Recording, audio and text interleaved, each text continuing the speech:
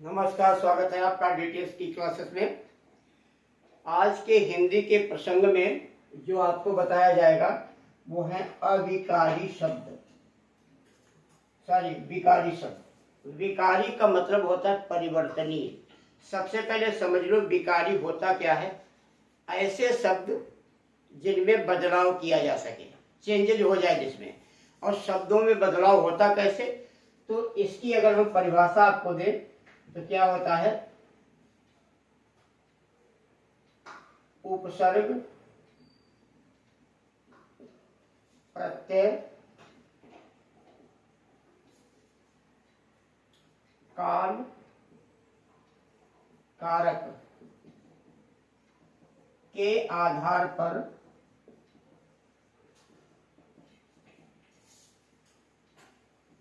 जिन शब्दों में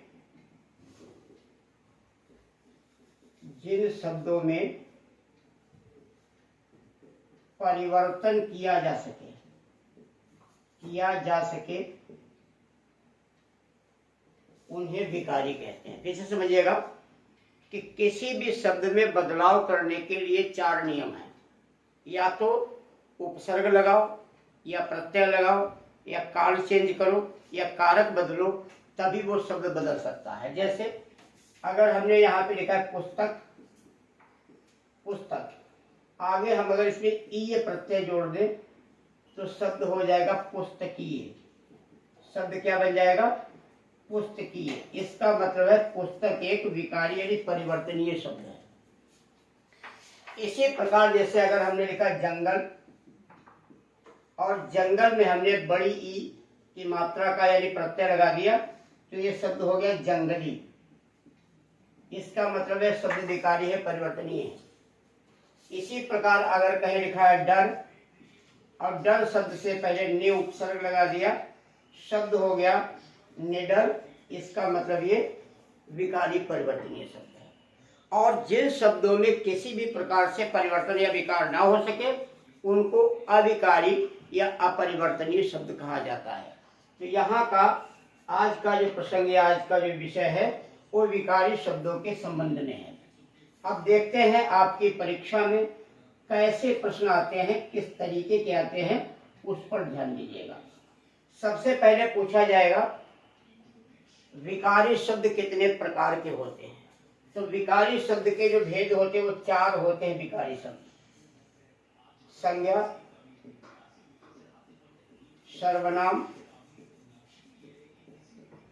विशेषण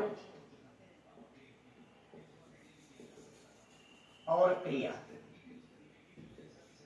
यानी संज्ञा, सर्वनाम, विशेषण और क्रिया को क्या कहा जाता है?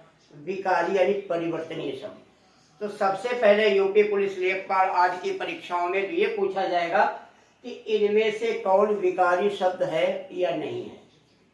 तो मान लिया पूछा गया इनमें से कौन सा विकारी शब्द है, नहीं है, तो 3 यहां से लिख देंगे, एक कोई और लिख देंगे। तो अगर किसी शब्द में उपसर्ग लग रहा है या प्रत्यय लग रहा है तो इसका मतलब है वो शब्द इन्हीं में से कोई होगा, या वो संज्ञा होगा, या सर्वनाम, या विशेषण, या तो वो क्रिया होगा। तो यहाँ तक ये बात आपकी क्लियर हो गई कि क्या होते हैं विकारी शब्द, कितने प्रकार के होते हैं विकारी शब्द, कौन कौन से होते हैं विकारी शब्द। अब विकारी शब्दों में जो आज चर्चा होगी पहले यानी संज्ञा पर। विकारी शब्दों में सर्वप्रथम हम लोग संज्ञा पर चर्चा करेंगे। संज्ञा बहुत ही चर्चित पॉपुलर शब्द है। संज्ञा का मतलब होता है नाम।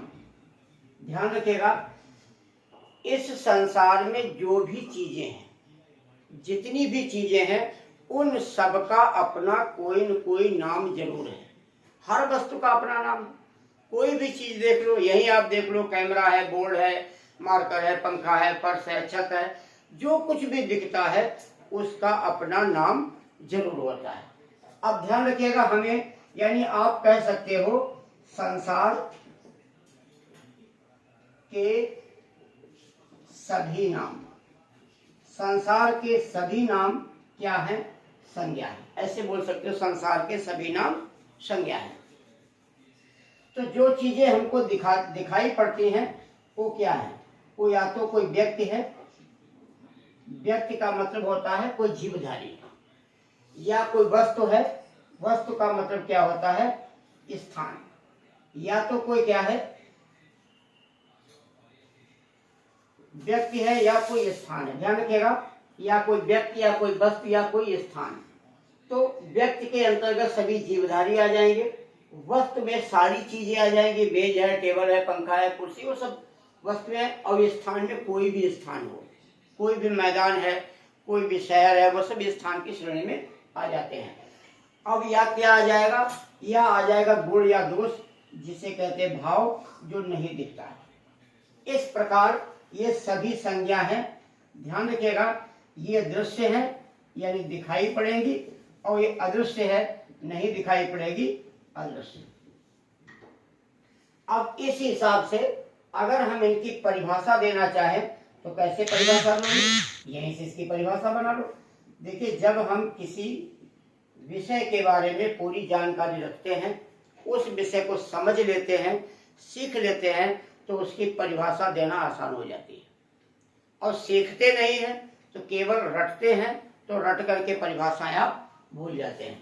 तो क्या परिभाषा बनेगी, किसी वस्तु, व्यक्ति, स्थान, भाव आदि का बोध कराने वाले शब्द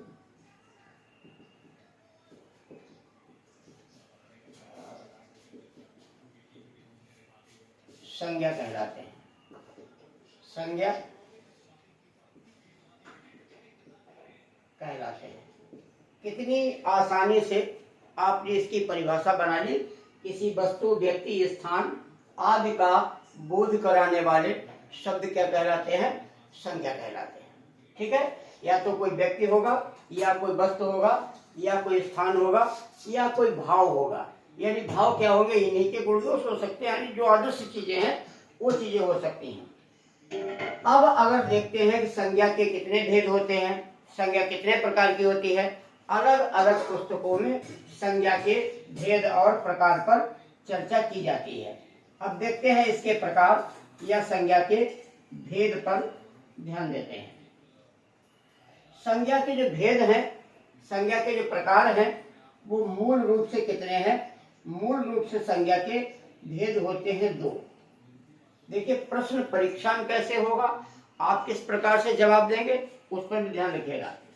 संज्ञा के दो भेद होते हैं। कौन कौन से दो होते हैं, एक तो दृश्य, यानी जो संज्ञा दिखाई पड़ती है, वे वस्तुएं यानी उन चीजों के नाम जो चीजें हम अपनी आंखों से देख सकते हैं, इसको हम दृश्य कह सकते हैं, इसे स्थूल कह सकते हैं, इसे हम साकार कह सकते हैं, इसे प्रत्यक्ष कह सकते हैं। वो सब एक ही शब्द के पर्यायवाची हैं। दूसरा संज्ञा अदृश्य, यानी जो दिखाई नहीं जाती है, और जो चीज दिखाई नहीं पड़ती है उसे निराकार कह लो, अदृश्य कह लो, सूक्ष्म कह लो, अनुभवजन्य कह लो, यानी उन्हें महसूस किया जाता है। जैसे कहते हैं हमको भूख लगी है, भूख दिखती नहीं, अच्छा लग रहा है, अच्छाई दिखती नहीं। तो इस प्रकार से अदृश्य चीजें होती हैं।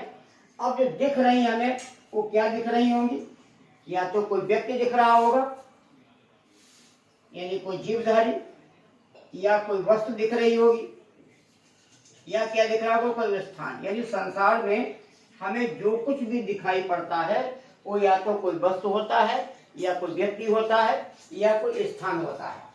तो इन व्यक्ति, वस्तु, स्थान का यदि कोई प्रॉपर नाम है, किसी एक का बोध करा रहा है, तो इसका नाम दिया जाएगा व्यक्तिवाचक संज्ञा। इसको क्या नाम देंगे, व्यक्ति वाचक संज्ञा। अगर इसके पूरे समूह का, पूरे वर्ग का, पूरी जाति का अगर बोध कोई करा रहा होगा तो उसको कहा जाएगा जातिवाचक संज्ञा, जातिवाचक संज्ञा। और जो नहीं दिख रहा होगा, जो भाव है, जो अनुभव पर आधारित है, यानी जो भाव है केवल अनुभव किया जा सकता है, उसको क्या नाम दिया जाएगा, भाववाचक संज्ञा, भाववाचक संज्ञा। तो ध्यान रखिएगा, इस प्रकार रचना के आधार पर देखिए, मूल रूप से संज्ञा के दो भेद होते हैं, दृश्य और अदृश्य। वे नाम जो दिखते हैं, जो वस्तुएं दिख जाती हैं, और वे नाम जो केवल महसूस किए जाते हैं। भाव हो गया। तो रचना के आधार पर संज्ञा के केवल तीन भेद होते हैं। जो जातिवाचक संज्ञा है, इस जातिवाचक में एक संज्ञा हो जाती है द्रव्यवाचक। द्रव्यवाचक को पदार्थवाचक भी कहते हैं। पदार्थ, जो चीजें नापी जाती हैं या तौली जाती हैं, वो द्रव्य या पदार्थ के नाम से जानी जाती हैं। दूसरा इसमें क्या हो जाता है, समूह। समूहवाचक को समुदाय भी कहते हैं, इसे आप समुदायवाचक भी कह सकते हैं। ये ध्यान रखिएगा, दोनों एक ही बातें हैं। तो ये जातिवाचक संज्ञा के ही दो भेद थे। प्रारंभ में जब पढ़ाई की जाती थी तो यही बताया जाता था, संज्ञा के तीन भेद होते हैं और जातिवाचक संज्ञा के दो उपभेद होते हैं। आगे चल करके कुछ विद्वानों ने इस संज्ञा को एक अलग माना, तो इसका नाम रख दिया तीन। इसको भी अलग माना, तो इसका नाम रख दिया चार। अब 1 2 3 4 और ये हो गया 5। अब संज्ञा के भेद कितने हो गए, 5 हो गए। तो ध्यान रखिएगा, मूल रूप से संज्ञा के दो भेद थे, एक वे संज्ञाएं जो दिखती हैं, एक वे जो नहीं दिखती। फिर रचना के आधार पर तीन भेद हुए। दिखने वाली वस्तुओं का अगर प्रॉपर एक कोई नाम है, जिसे किसी एक का बोध हो जाए व्यक्तिवाचक, जिसे अनेक का बोध हो जाए वो जातिवाचक। फिर जाति के दो रूप, और वर्तमान में अब यहाँ संज्ञा कितनी हो गई, 5। तो ध्यान रखिएगा, अब संज्ञा के वर्तमान में भेद कितने हो गए, 5 हो गए। व्यक्तिवाचक,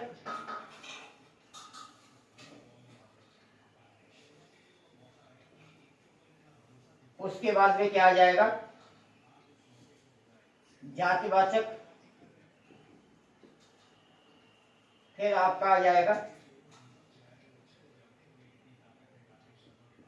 द्रव्यवाचक, फिर क्या आ जाएगा, समूहवाचक, उसके बाद में आपका आ जाएगा भाववाचक। अब अगर आप इस चीज को परिभाषित करना चाहेंगे, ये जो 5 संज्ञाएं हैं, तो देखिए वर्तमान में कैसे संज्ञा की परिभाषा लिखी जाती, उसे आप समझ लीजिएगा किस तरीके से इसकी परिभाषा से परिभाषित किया जाता है। उस चीज को भी बड़ी आसानी से आप जरूर समझ लीजिएगा और जरूर देख लीजिएगा। तो रचना के आधार पर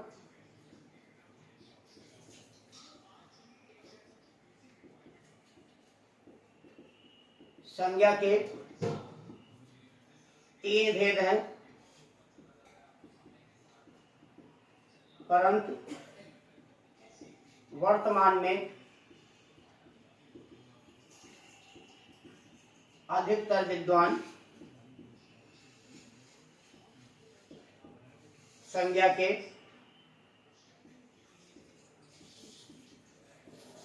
5 भेद मानते हैं। हर चीज को हमने आपको स्पष्ट कर दिया है कि कैसे संज्ञा के भेद 2 हैं, कैसे संज्ञा के भेद 3 हैं और कैसे संज्ञा के भेद 5 हैं। तो यदि परीक्षा में पूछा जाए कि मूल रूप से संज्ञा के कितने भेद होते हैं, तो आपका जवाब होगा 2। रचना के आधार पर संज्ञा कितने भेद होते हैं, तो जवाब होगा 3। और नॉर्मली अगर ऐसे पूछ लिया जाए कि संज्ञा के कितने भेद होते हैं, तो आपका जवाब हो जाएगा 5। ठीक है, तो ये 5 प्रकार की संज्ञाएं हो गई। अब इस चीज को थोड़ा सा और क्लियर करते हैं, उसके बाद हम आपको अगली क्लास में इन 5 भेदों के संबंध में बता देंगे, ताकि किसी भी चीज को बड़े आराम से आप समझ सको। अभी आपको बताया गया था कि संज्ञा में क्या होता है, या कोई व्यक्ति होगा, व्यक्ति मतलब जीवधारी, या कोई वस्तु, या कोई स्थान, या किसी का भाव होगा। तो ध्यान रखिएगा, किसी वस्तु या व्यक्ति या स्थान का यदि कोई निश्चित नाम है, निश्चित नाम है, तो उसे कहा जाएगा व्यक्तिवाचक संज्ञा। अगर कोई व्यक्ति, वस्तु या स्थान के वर्ग या संपूर्ण जाति या कैटेगरी का बोध करा रहा है तो उसे करेंगे जातिवाचक संज्ञा। अब किसी भाव का बोध अगर कराया जा रहा है तो होगा आपका भाववाचक संज्ञा। अब इस चीज को आप और भी क्लियर करना चाहो, जैसे हमने लिखा लखनऊ, शब्द आया लखनऊ, ये प्रॉपर एक शहर है, व्यक्तिवाचक संज्ञा है। अब इसमें जगह पे हमने कह दिया शहर, ये सभी शहरों का बोध कराता, पूरी जाति का बोध कराता है, तो ये व्यक्तिवाचक संज्ञा हो गई। अब हमने कह दिया लखनवी, अब लखनवी क्या है? एक शब्दता है, ये भाव है। इसी प्रकार अगर हम कह दें भारत, तो व्यक्तिगत रूप से किसी एक शहर का, एक देश का नाम है। अगर हमने कहा देश, ये पूरी जाति या वर्ग का नाम है। और अगर हमने कह दिया यहाँ पर भारतीयता, तो भारतीयता एक भाव है। तो इस प्रकार आपको अनेक चीजों का बोध हो जाएगा, इन चीजों को ध्यान में रख करके। तो वैसे 3 ही इसके भेद होने चाहिए, लेकिन वर्तमान में इसके लोग 5 भेद मानते हैं। तो अगली क्लास में कल हम आपको इन 5 भेदों पर विस्तार से अलग अलग बताएंगे, इनके उदाहरण भी देंगे ताकि आप पहचान सकें। आपको क्या करना है, इस चैनल को लाइक और सब्सक्राइब करना है, अपने मित्रों को इसका लिंक भेजना है। कमेंट बॉक्स में आप भी कुछ लिख सकते हैं जो सुझाव आपको देना हो, और इस प्रकार ये क्लास और भी आगे बढ़िया बेहतर चलती रहे और हिंदी की संपूर्ण जानकारी आप घर बैठे प्राप्त कर सकें। इसी के साथ आपके उज्जवल भविष्य की ढेर सारी शुभकामनाएं। नमस्कार, जय हिंद।